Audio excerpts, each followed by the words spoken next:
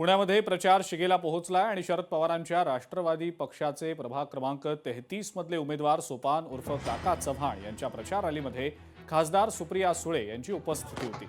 यावेळेला रॅलीला कार्यकर्त्यांचा मोठा प्रतिसाद पाहायला मिळाला। ठिकठिकाणी रॅलीचं जंगी स्वागत झालं।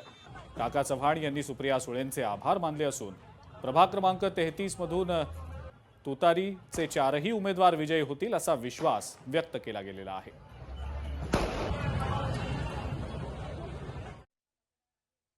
निश्चितच आज आपण एक चांगल्या पद्धतीचे शिवनेते कोंडवागेट इथपर्यंतची पदयात्रा काढलेली आहे। अनेक मान्यवर या ठिकाणी उपस्थित लावून आम्हाला जे काय प्रेरणा दिली आहे त्याच्यातूनच निश्चित आणि लोकांचा सर्व उत्सव पाहता येणाऱ्या 15 तारखेला सर्व नागरिक मतदारसंघातील प्रभाग क्रमांक 33चा तुतारी वाजवणाऱ्या माणसाच्या समोरचं बटन दाबून त्या ठिकाणी त्यांना आम्हाला सर्वांना विजयी करतील अशी अपेक्षा आहे।